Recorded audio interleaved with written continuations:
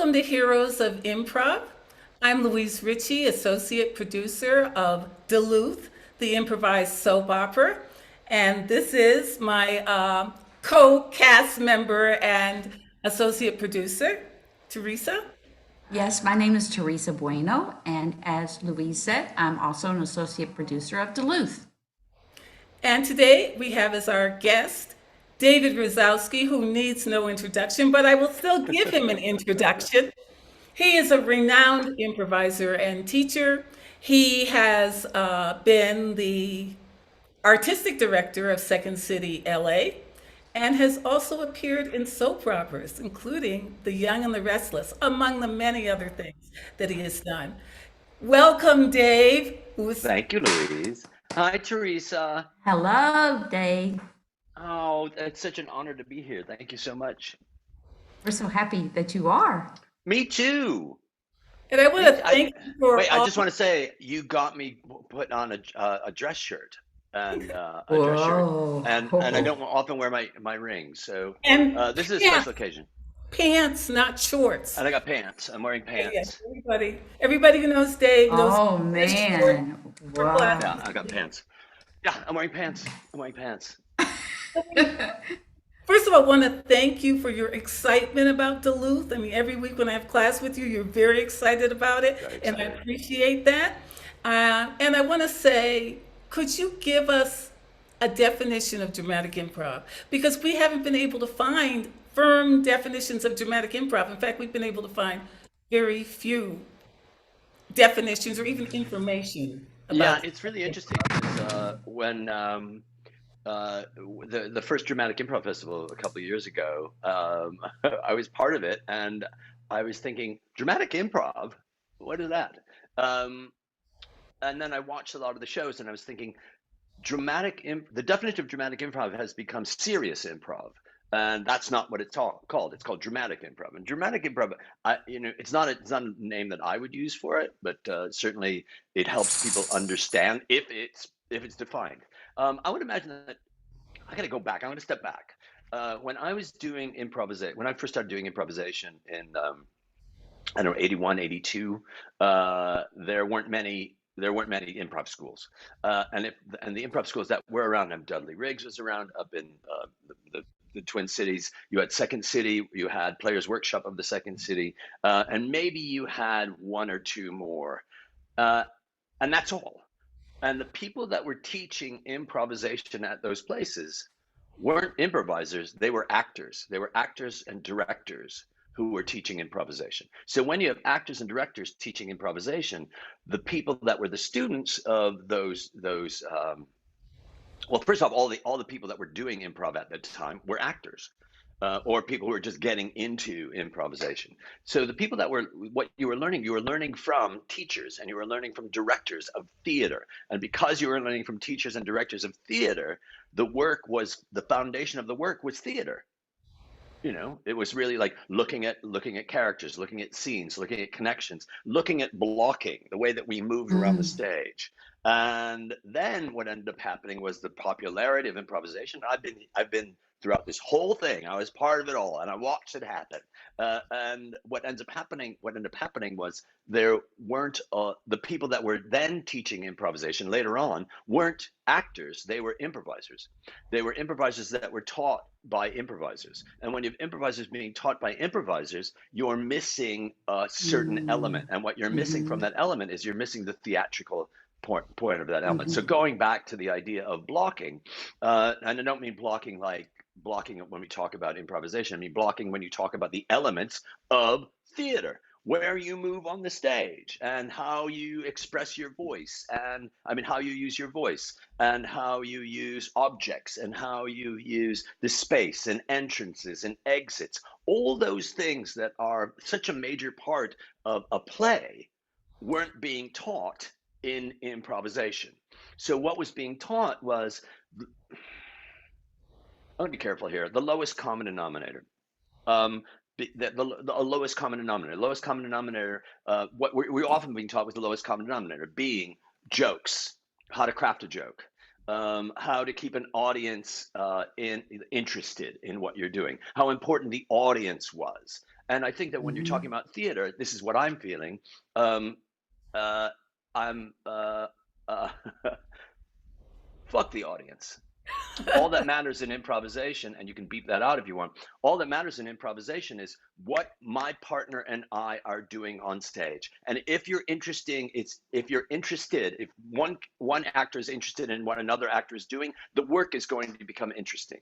And what ended up happening also was some people felt like, how do you make sure that the audience knows that you're improvising? And my thought was, forget about it. They're coming to an improv show at an improv theater, and it's told to improvisers. And I don't need to prove to you that I'm improvising by making sure that you know that we're using your suggestion. So what ended up happening was, and because I knew you were going to ask this question, and very often to define what theatrical improvisation is to define what it is to determine what it is not. It's not. And what it is not is, it's not a dog and pony show. It's not designed to it's not a dog and pony show, which is like, we're going to do something for you, and you told us that we're going to do this, and we're going to make sure. What it is it's an emotional connection between the actors on stage. It's an understanding of how theater works. It's an understanding that a scene, when we're doing a scene, all that we're dealing with is that one scene. And we're dealing with an interaction with each other. We're dealing with a dynamics. What are the dynamics between? We're interested in what's your character's point of view, recognizing what a point of view is, holding on to what a point of view is, recognizing when your point of view has changed.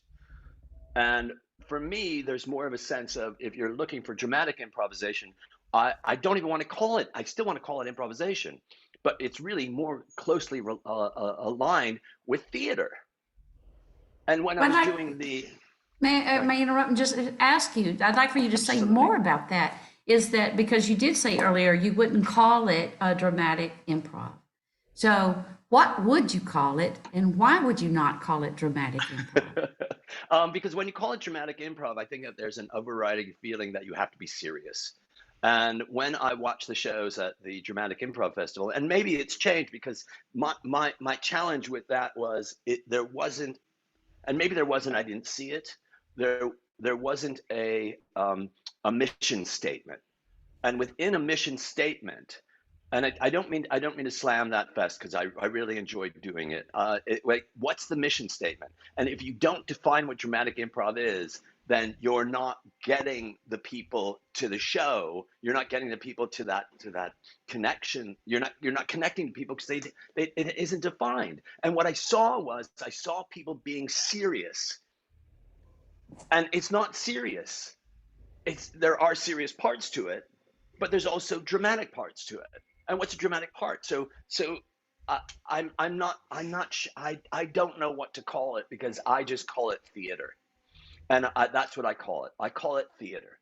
And it's theater. It's unscripted theater. There. Okay, How about unscripted. that? It's There you go. unscripted theater. Great name for it, yeah. Because, as I've said before, all improv is acting. Mhm. All improv is acting. And what's ended up happening is so many improvisers don't think themselves as actors. And if you don't think of yourself as actors, then how can you get up on a stage and show me something that's acting? What is it that you're doing? I've noticed, because I take a lot of classes, and I've noticed that a lot of people, when they're doing dramatic improv, they don't realize that they're expected to feel emotions and to react to their partner, or they think that if they do feel emotions, that something is wrong with them.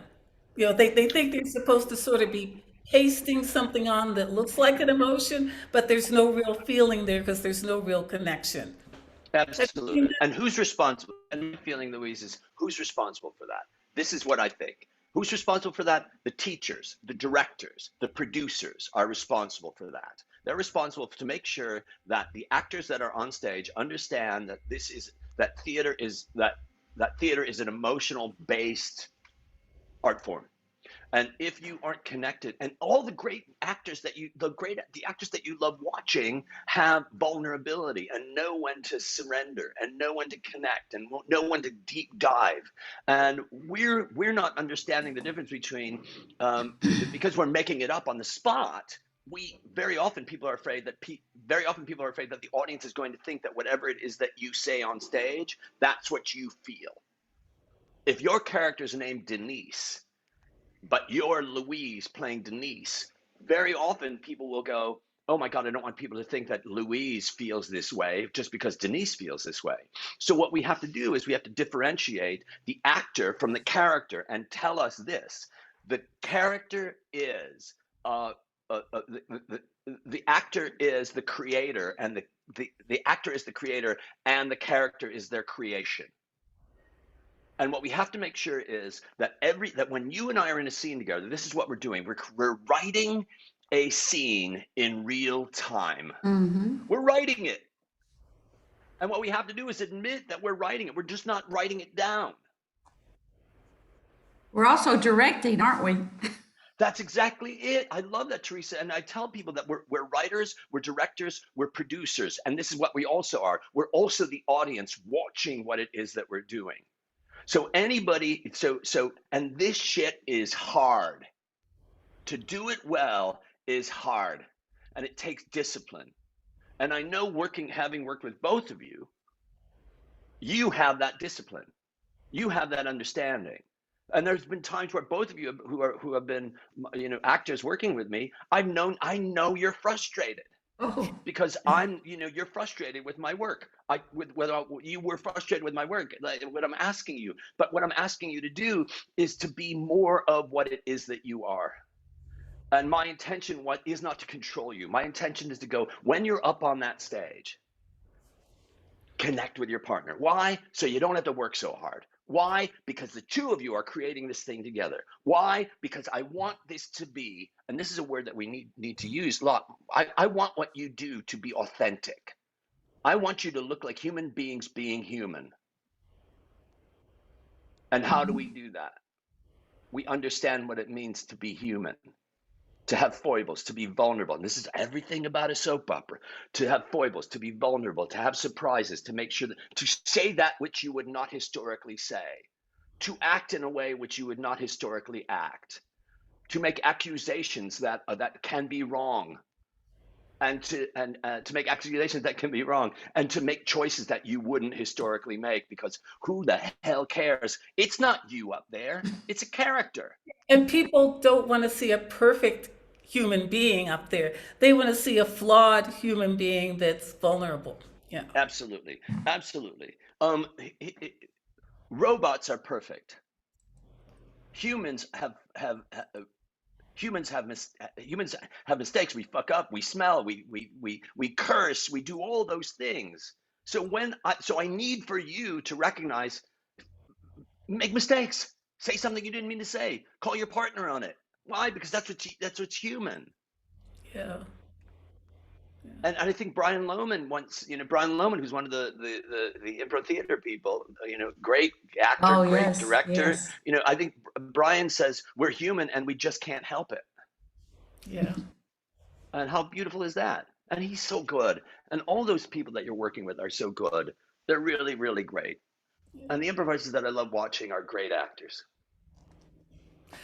I'm curious about, because I know you've helped me with my character. For instance, my character, Elizabeth A. Grayson the third. You out of the blue said, I've never heard of women who have junior or the third after That's their true. name. You just dropped that in. And you just mentioned that in passing when I was taking a class with you. And then I started thinking about it. I added it to her name.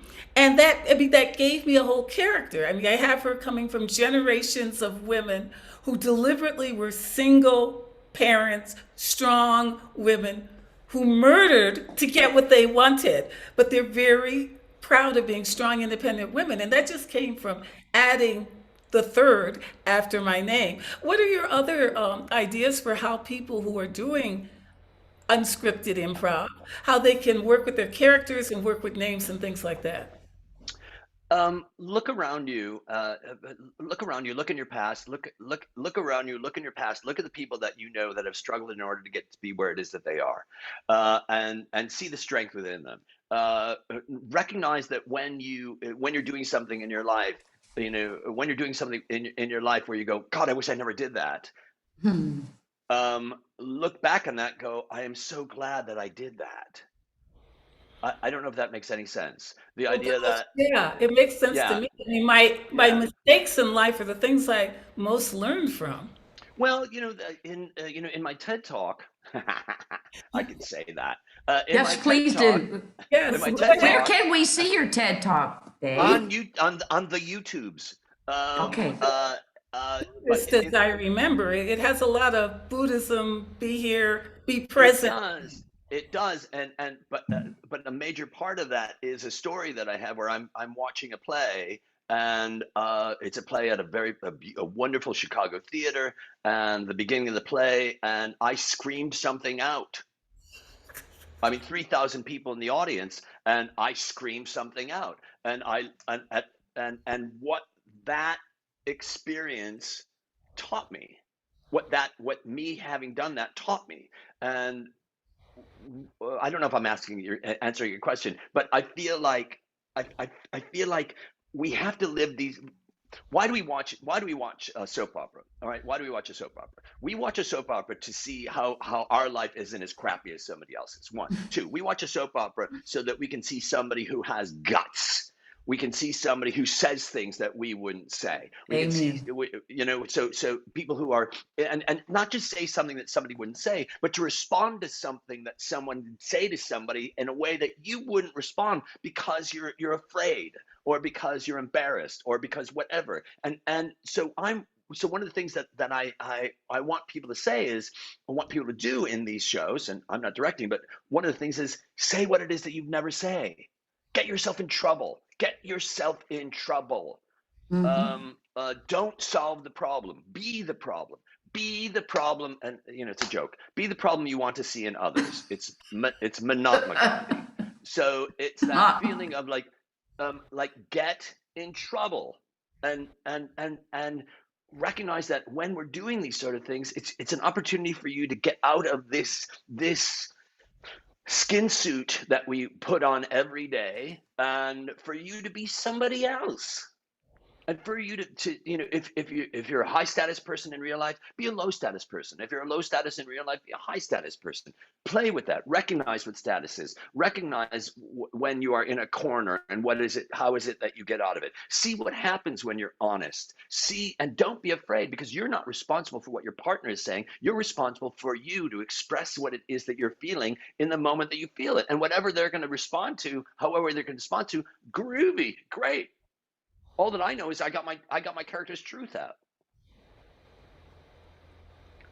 Well, you started in theater, right? I mean, you didn't go, actually, you have a formal training in theater? I don't have Or, formal training. I mean, I was lucky in that that I my formal training was not with necessarily with teachers, but doing plays. So I've been doing. I'll be 62 in a couple of weeks, and I've been doing. I've been involved in theater since I was 10. So I've been doing this for 52 years. Many years being on the road, and but yeah. So my experience has always been watching great directors direct people, and watching great actors take those directions, and seeing actors struggle, seeing professional actors struggle. And one of the things that I remember doing, when I was doing The Young and the Restless, I think I had 3 episodes of The Young and the Restless, was, first off, they could not have been nicer. It was just like, and it's actually, I live a block away from the studio, CBS television. So they could not have been nicer. Um, when I came in, the person that I was working with had been on the show for like 30 years. And I came in, and I came in, I went to my dressing room, I sat in my dressing room, and there was a knock on my door, and it was the person that I was doing the scene with. And he goes, "How are you doing? What's going on? What do you need from me?" And I'm uh, like, "I don't know. I need to run lines." He goes, "Then let's run lines. Let's run lines." And I said, "Yeah, because I'm afraid that I'm gonna mess up. And I know that you all do it on clockwork. And it's like, if you mess up, this is what we do. We do another take." I was like, Wow. "Oh, okay." And then I get on set, and I watch him screw up his lines. So one of the things about being an actor in acting school is you're not dealing with professionals, you're dealing with other actors. So you don't understand what it's like on a set or on the stage in rehearsal, the frustration that professionals go through. And what's really important is to know that part of the process is that struggle. Part of the process is fucking up. Part of the process is not getting your lines down and playing with that, because that's all part of it. And what ends up happening is the more that you recognize that professionals are doing it, you're going, oh, I get permission to thumper. And that's the professional training that I got. To be on set, to watch directors and to watch actors who were unprepared get reamed out by a director. And I remember I was doing a commercial with John Landis, just the director, John Landis, and I was always told he was just a nasty person. And I'm like, got to get my lines down, got to make sure I hit my marks. And there was a guy who did not have his lines down, who was being unprofessional. And I was thinking, dude, it's just a matter of time. And what ended up happening was he said one thing too much, and it was like, get him off. Whoa. And like, huh? That's one thing I learned. I learned that, but I didn't learn it. I learned it from him doing it, not from me doing it. Now, because I know you've worked with Impro LA, you've done genre type of improv like we're doing. How did your soap opera experience on TV translate to your work as an improviser, improvising a genre?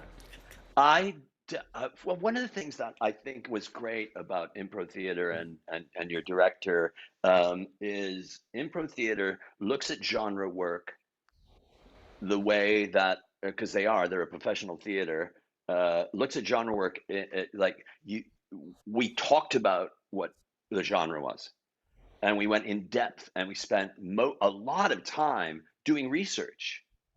And a lot of time doing research and creating these characters and interacting in different ways. And this is all stuff that we do when we're improvising. If you're a great improviser, you just want to learn as much as you can about everything that you can do. So now we have a genre that I'm able to study, and I'm watching film noir movies in a different way, because I'm watching it like how do these characters interact, and I'm watching soap operas, and I mentioned it to Louise. One of the things that, in a conversation that I had with the guy that I was in the soap opera with, and he goes, I don't know, I'm sure that you heard about this, he said to me, at the end of every scene, you'll say the line, and then the camera's going to hold on you for a bit.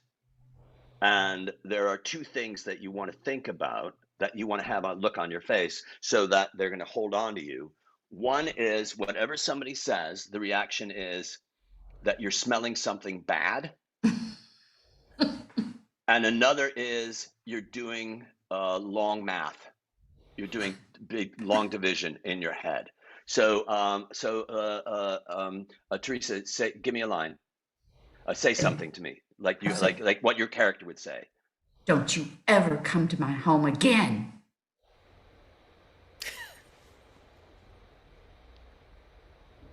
That's bad smell. And Louise, to give me one. I am going to completely ruin your reputation in Duluth.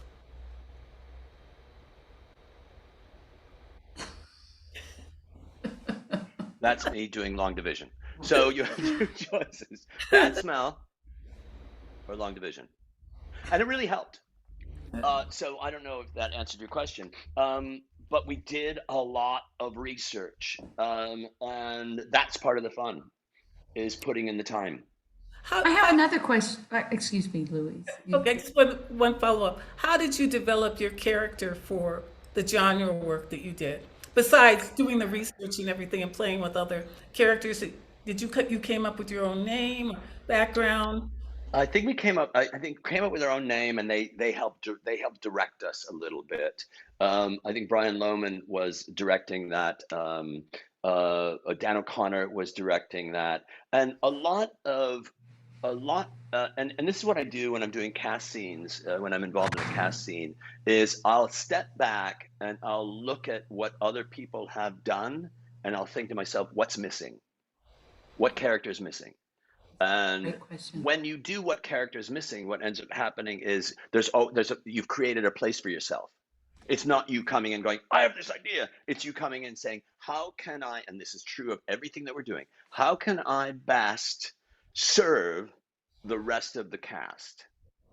Because when you're an improviser, the best thing that you could do is, I mean, when you're stand up, you don't give a damn about anybody else. But when you're doing improvisation, you're in service to everyone. And so if I'm coming in, it's like, how can I be of service to everyone here? And it might have started out with, how can I be of service to that one person? What can I do for that one person?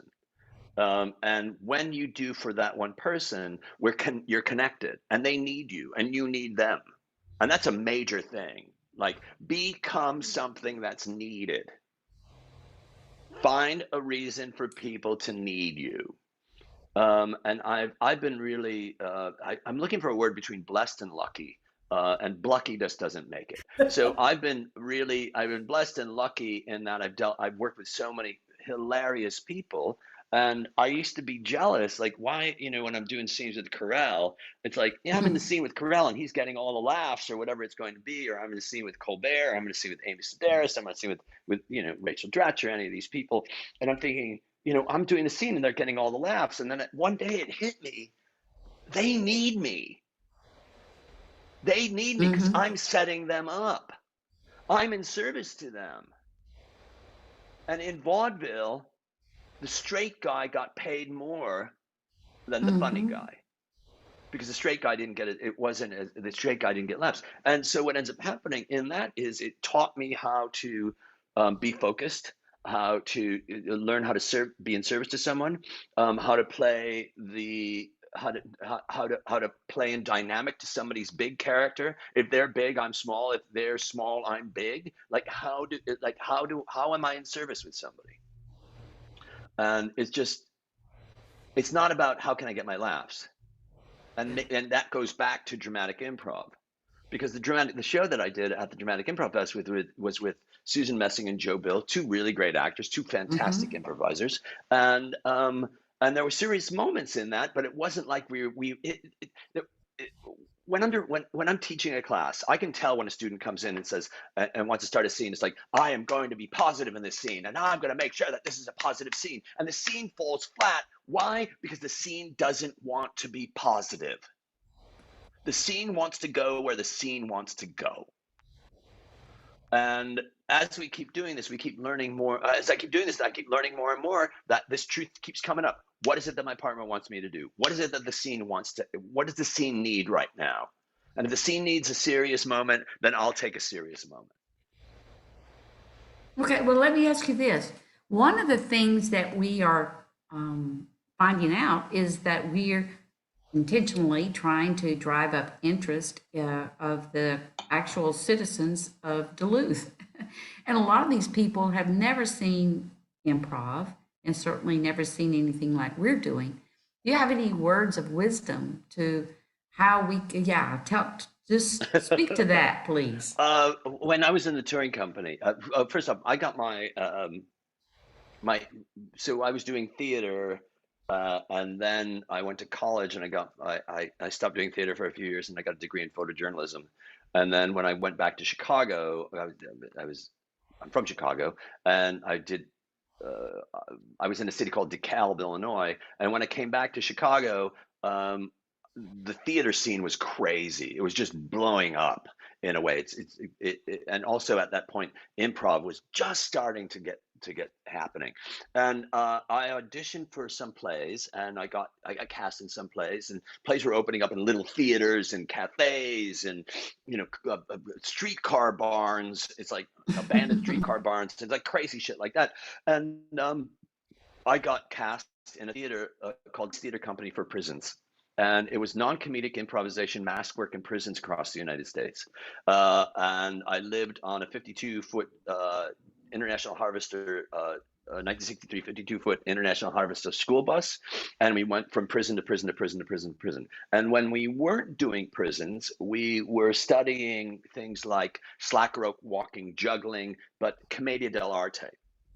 And so Commedia dell'arte had stock, whether you know it or not, they had stock characters, and these stock characters would be in dynamic, and it was really kind of like a soap opera. These stock characters would be in dynamic, and what was really important is they would travel around the countryside, and what they would learn is they would learn who's the nasty landlord, where do you go to get drinks, where do you go to get laid, where do you go, where do you go to get food, where's the best place to steal food, like all these things, so that when you were doing these shows, you would drop these names in, Yes, brilliant. and the local references.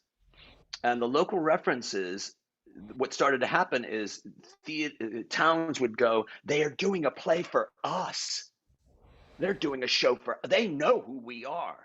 Because you're going to want to watch a show where it's either the characters, you can relate to the characters in some way. And your local references are the greatest thing.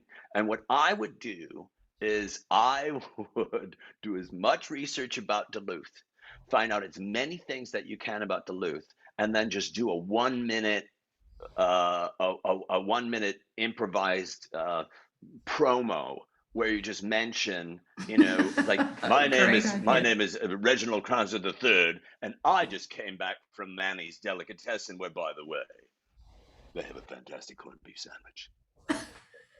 Yes. But they're closed on Saturday. Like, what is wrong with those people? Like have the local references, like Yeah.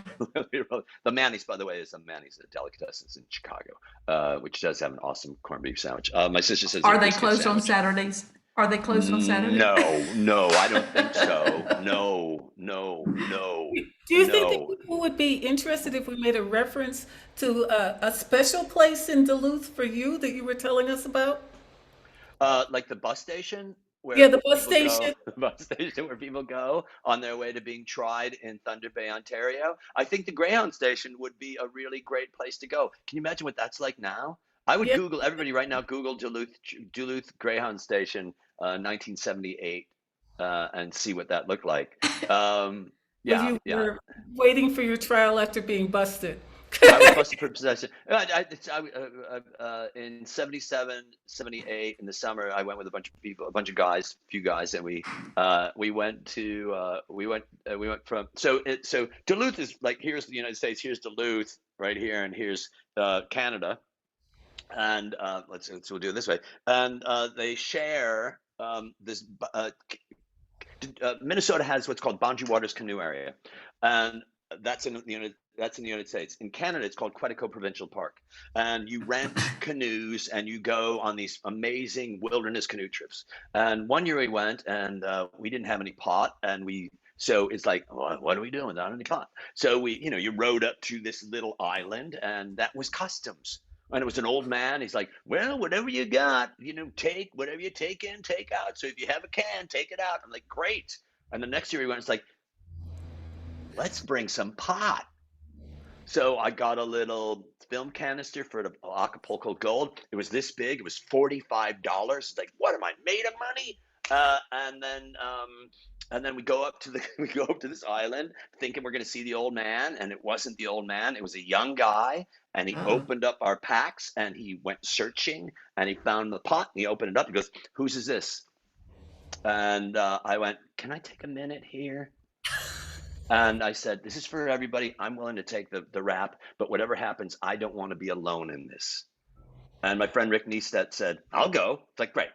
So we went camping, and we had to come back early, and we had to stay in Duluth to get the Greyhound bus, because Greyhound buses didn't run on Sundays or Saturdays there for our Monday trial. And we ended up hanging out in Duluth, and then hanging out we had no food, and we had no money. And we went to trial in Thunder Bay, and we got a $50 fine. And it's like, be careful. And then don't come back here with those shenanigans. But that was my when I think of Duluth, I think about the Greyhound station. I'm sure that there's more of Duluth. I really appreciate after that experience that you've been so supportive of Duluth, the soap opera. That was it. It's sort of like, I spent maybe a half a day there, but it really had an effect on me. Well, we're just about out of time. I want to No, Dave, the you show's have about out of any- time. No, wait, Louise. The show is just about out of time. The three of us have a tremendous life ahead of us. That's true. That's true. And we hope to see you again soon. But first, I want to thank you for coming. Thank Pete Mousseau, who is our producer and the creator of Duluth, who's been doing our tech. Thank everybody who watches this. And just one last thing, any one little piece of advice that you would like to give us that you haven't already? To give us or people who love dramatic improv? Um, I'll give you two pieces of advice. Here's one. When you're stir frying potatoes, pop it in the microwave for a minute and a half, literally a minute and a half, and then the potatoes you won't have to overcook the potatoes, and that's a really good piece of advice. Two. Thank you. No, there's and then there's this. If you're a human being, being human, um, the laughs are going to come, and the laughs are going to come because you're honest. And the more honest that you can be, the more human you can be. And the more human you can be, the more authentic you can be. And the more authentic you can be, the more you realize that you don't have to work at all. You just have to unfold, unfurl, evolve what it is that you're feeling in that moment. And recognize that I need my partner to tell me who I am. And not to come in there going, I'm going to push this thing because I'm funny. One More other quick advice. one. Yeah, thank you. And speaking of advice, I hear that you have a book in the making. I have a book in the making, and if anybody ever tells you they enjoyed writing their book, they didn't write their book. Um, uh, uh, yes, it's called, and I've worked on it for a really, really long time. And Teresa and I have a dear friend, Vera Cole, who's the editor on that book, and we've been working on it for a really long time. The pandemic has given me pause, and I've been working so hard in the pandemic. I've been working so much teaching and coaching that I put it off since September, and I'm coming back to it in a couple of weeks. I'm going to spend 2 weeks on it. It's called the Subversive's Guide to Improvisation. And anybody who's ever taken a class with me probably understands what that means. So I'm really excited about that. And in my classes, I've been popping up little, here's a chapter that we can read, and here's an exercise that we can do. And Teresa, you've done a lot of those exercises. Yes, absolutely. So I'm excited about that book. But when you're writing a book, when you have an idea to write a book, it's sort of like waking up. You wake up and you're pregnant, and you don't know who inseminated you, so you don't know if it's like if the baby's coming in an elephant amount of time, or if the baby's coming in a fruit fly, a fruit fly amount of time. And by the time you recognize that you're pregnant, you can't get an abortion because it's all in you, and you're just going, the best thing that I could do here is just to make sure that the baby is healthy, that it has a good name, that it's going to come out in a time, and the family's going to be around it and be able to nurture it. But in the meantime, it's in the back of my mind every day, and every day I'm writing, even though I might not be typing. But every day I'm writing. So I'm excited about it. And if anybody's really interested in it, if anybody's interested in anything that I'm doing, I really recommend you go to my website and go to contacts and just send me a message, and then I'll put you on my mailing list. What else can I tell you about that? That's it.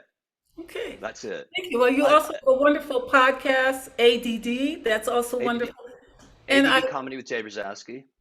And I hope you'll be watching Duluth when we premiere on YouTube in May. Yeah. Thank you so much, David. You've been a great guest. Thank you, Dave. Welcome.